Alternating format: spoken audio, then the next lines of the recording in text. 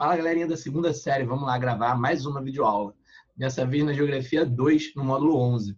O módulo 11 corresponde à apostila 3, né, que deveria ter sido entregue para vocês nesse período em que nós estamos de quarentena. Então, por isso vocês não receberam. Mas vocês têm o aplicativo da Eleva, né, onde lá, da nossa editora, onde lá você consegue ter acesso à apostila 3, beleza? Então, façam isso, acompanhem junto comigo aí na apostila da Eleva, tá bom? Vamos lá compartilhar a tela. A gente vai continuar falando sobre a Amazônia, tá bom? Dessa vez a gente vai falar exclusivamente da questão indígena, tá bom? Vamos falar dos problemas que envolvem essa população.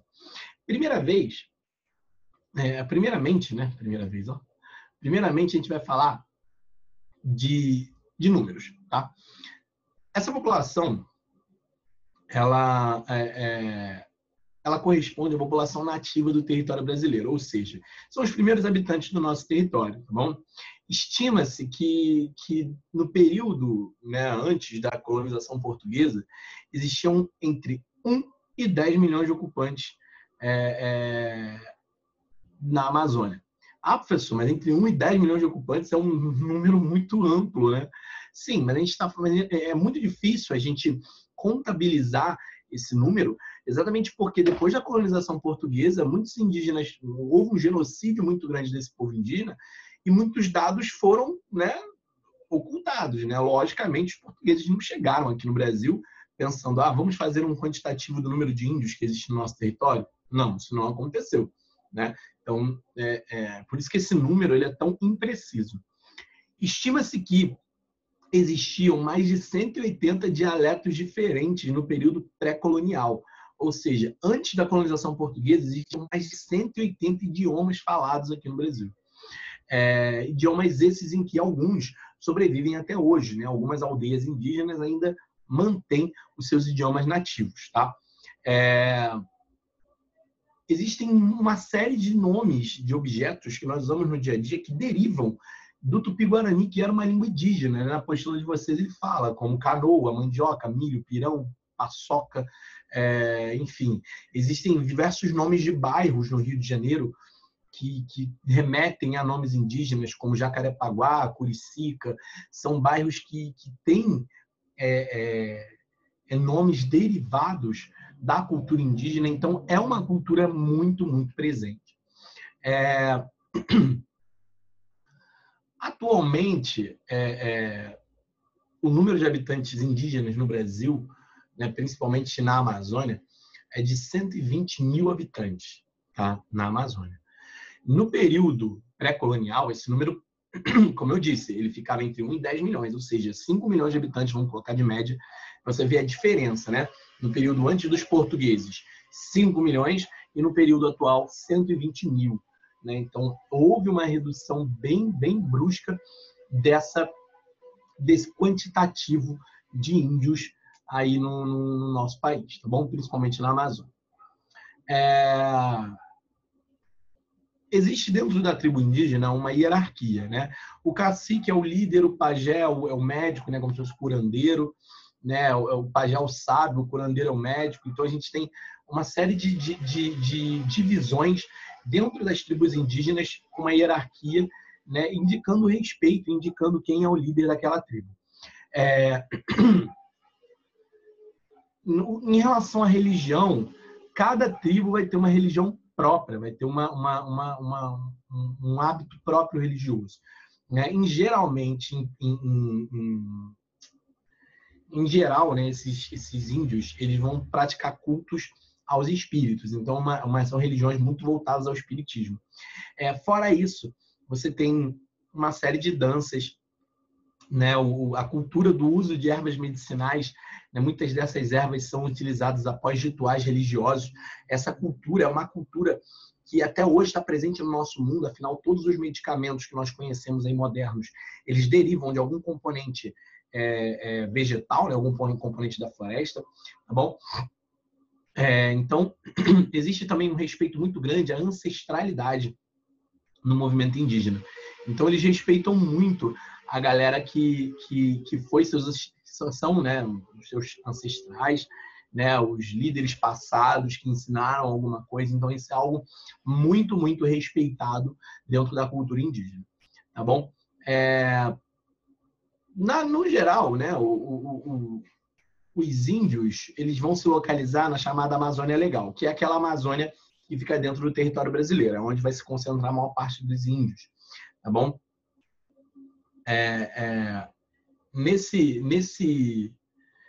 Nessa questão da população indígena, né, no geral, você tem daquelas 180 línguas, hoje você tem apenas, em média, 29 línguas aí sendo faladas nessa região do país, tá bom? A população indígena, né? Quando a gente diz população indígena, a gente está falando população indígena que não necessariamente vive nessas tribos, que podem viver nas cidades e que são seus descendentes. Ela chega a aproximadamente 430 mil pessoas no Brasil, tá bom?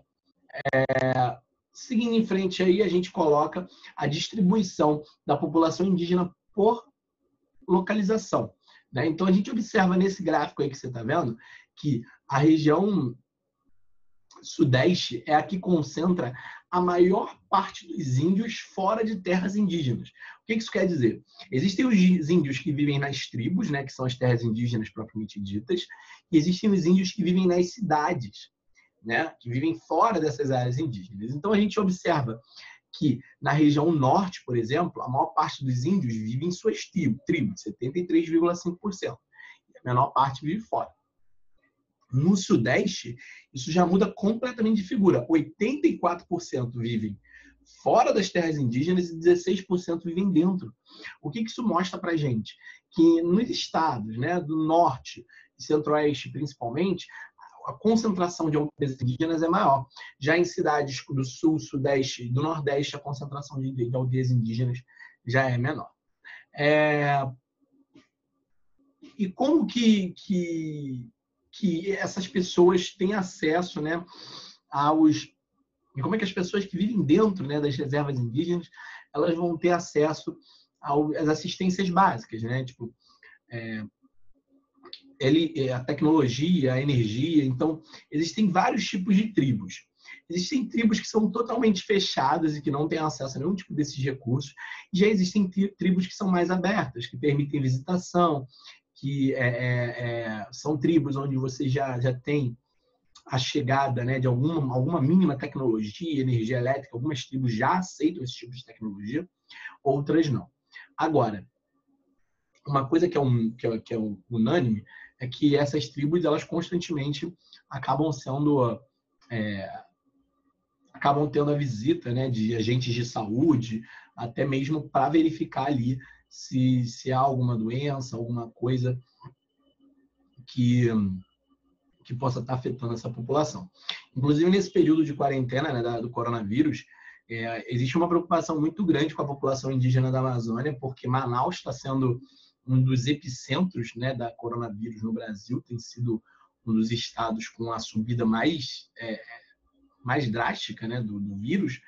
E uma vez esse vírus chegando nas aldeias indígenas, ocorre um risco muito grande dessa população ser dizimada, porque o acesso a qualquer tipo de tratamento é muito longínquo. Existem tribos na Amazônia que vivem no meio da mata. Então, como é que você vai... Se alguém precisar de um respirador, precisar de uma internação, como é que você vai fazer com essa pessoa? Né? Então, está havendo uma preocupação muito grande com a população indígena em relação a esse coronavírus, tá bom? E como que a população indígena vive na Amazônia propriamente dita, né? Como é que essa galera que vive na Amazônia, esses índios que vivem na Amazônia vão viver? Existe uma série de conflitos causados por conta da demarcação das reservas indígenas. O que é uma reserva indígena? Reserva indígena entende-se pela área que aquela tribo vai ocupar e mais uma boa parte da floresta ao redor, que é onde eles vão caçar, vão buscar água, alimento, recursos, medicamentos, etc. Então, quando a gente fala de aldeia indígena, de demarcado de terra indígena, a gente não está falando só da área onde está lá as ocas, né, as moradias deles, as tribos, não. A gente está falando de uma área também muito grande ao redor. E é esse o ponto, né, de conflito no governo brasileiro.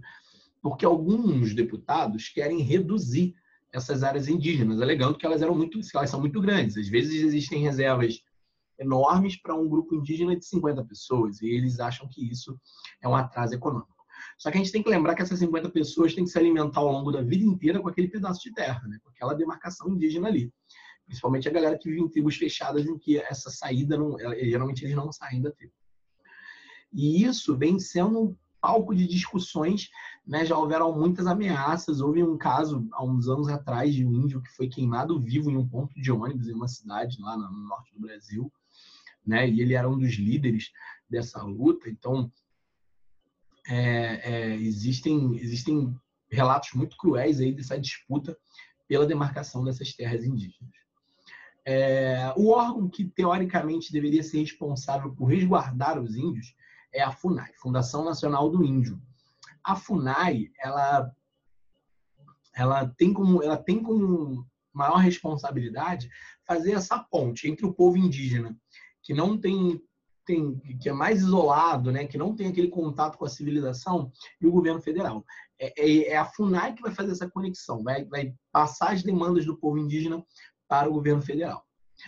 A gente sabe que, atualmente, no regime de governo atual que a gente está vivendo, a população indígena não é prioridade de atendimento de nada, né, de nenhum tipo de medida do governo até hoje, desde o início, né, do mandato do novo presidente, não houve nenhuma medida relacionada à população indígena, né? Então, e o governo se mostra favorável à redução dessas áreas de preservação. Além disso, existe um outro problema também muito grave na Amazônia em relação a esses índios, que é o quê? A invasão por parte, né, de pessoas da nossa civilização dentro dessas aldeias. O que seria essa invasão? Existem uma série de pessoas que se dizem missionários ou que se dizem voluntários, que chegam até essas aldeias oferecendo alguns recursos, como, por exemplo, roupas, alimentos, brinquedos para as crianças, até mesmo alguns elementos de tecnologia, né? E, em troca, né, elas teoricamente chegam lá falando que aquilo ali era uma doação de algumas pessoas e começam a tentar converter esses índios para alguma religião, tá? Seja ela católica, seja ela evangélica. Há uma tentativa de converter-se, de catequizar esse povo indígena para outras religiões. Isso é proibido por lei, não pode. Você não pode chegar numa aldeia indígena e entregar totalmente isolado, uma aldeia indígena que é totalmente fechada, e entregar um computador, né? Porque, teoricamente, você está invadindo o espaço de uma aldeia indígena, está apresentando um recurso em que eles não têm o mínimo conhecimento e que, por conta disso, isso pode gerar um problema, isso pode gerar uma perda de identidade cultural, né? Por isso que existem tribos que são muito, muito isoladas, tá? As pessoas perguntam, pô, professor, mas é a tribo que é isolada, é a tribo canibal? Bom, no Brasil não existem relatos de tribos canibais.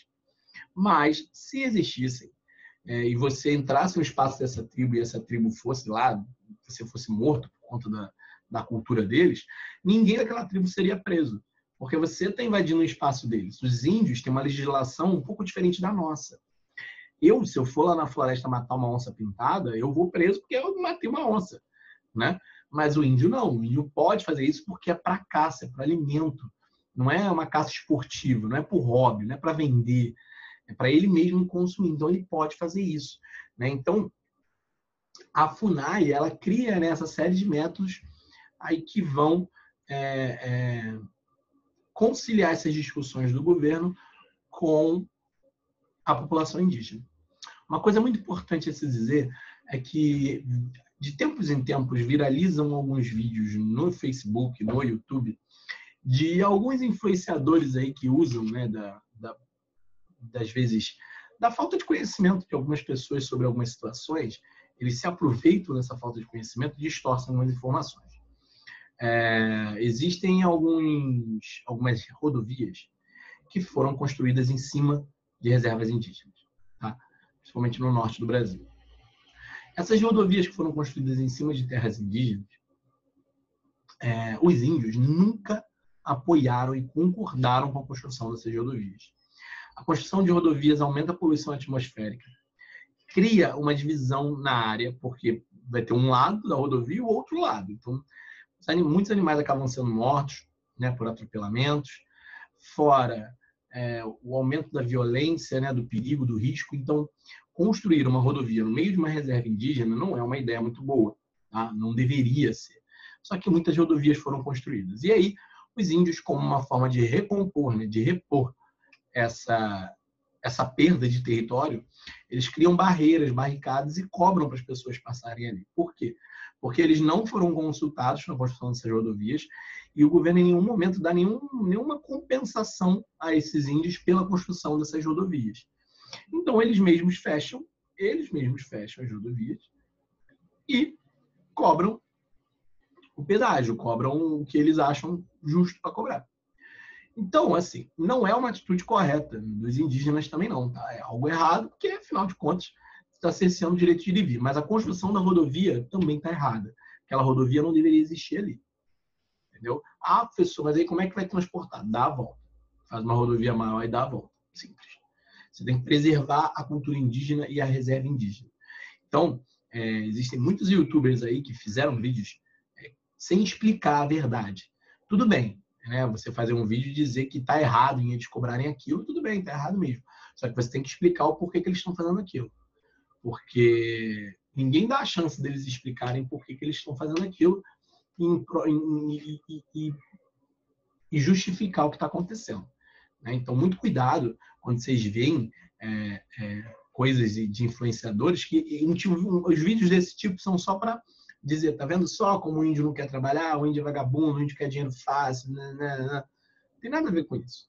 Uma compensação pelo governo ter invadido a área destinada aos índios. Bem?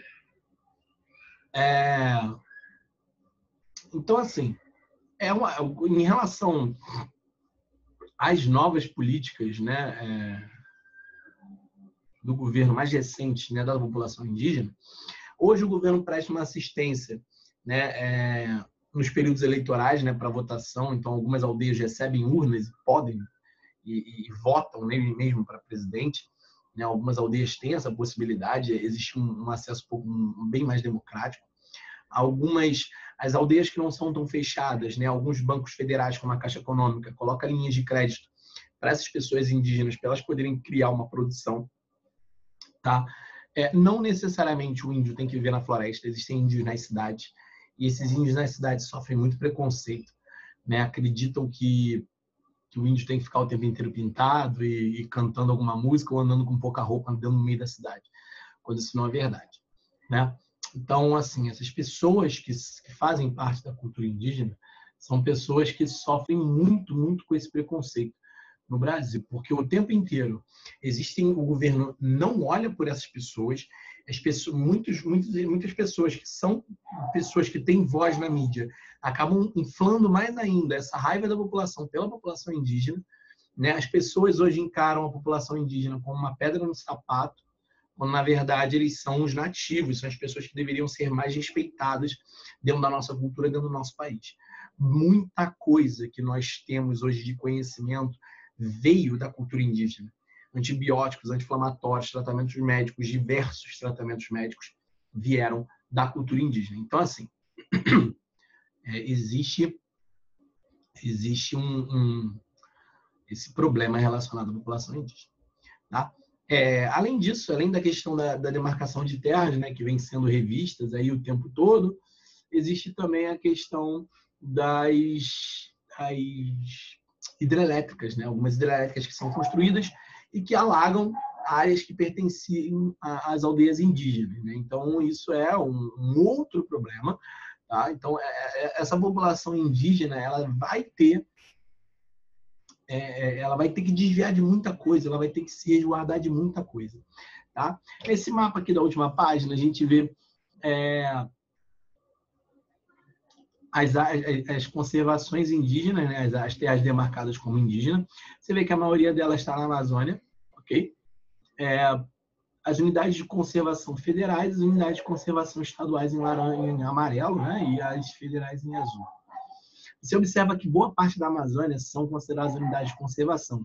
E é isso que os deputados criticam, né? Que as pessoas que são da bancada ruralista, que são donos de terra, que são donos de fazenda, criticam. Eles querem que essas áreas diminuam para que eles tenham mais área útil para explorar o território. Né? E aí a floresta nesse processo vai embora, os indígenas vão embora e acabou. Você elimina toda a fauna, toda a flora e ainda por cima a cultura indígena no Brasil. No litoral, a cultura indígena é praticamente nula. Você percebe que aqui praticamente não tem reserva indígena, tem pouquíssimas. No Rio de Janeiro, a única área de preservação indígena que existe na capital é a aldeia Maracanã, que fica ali do lado do estádio Maracanã. Que durante as construções, né, da Copa de 2014, né, no ano de 2012, quando estavam reformando Maracanã, queriam construir a área que ficava essa reserva num estacionamento, demolir o Museu do Índio que existia ali, que estava abandonado, e criar um estacionamento. Os indígenas resistiram e depois de alguns conflitos com a polícia, né, a Prefeitura do Rio declarou o Museu do Índio como bem tombado. E aí eles estão lá no meio da cidade, numa área nobre, né, resistindo a todos esses processos que eles passaram. Né? Então, para você ter uma ideia de como é difícil a vida do índio nas cidades, tá bom? Galerinha, a nossa aula se encerra aqui. Eu vou pedir para você fazer os exercícios conceituais, contextualizados, de aprofundamento, tá bom? Assistam as nossas videoaulas, qualquer dúvida, nossos professores estão lá. E até a próxima. É isso. Valeu!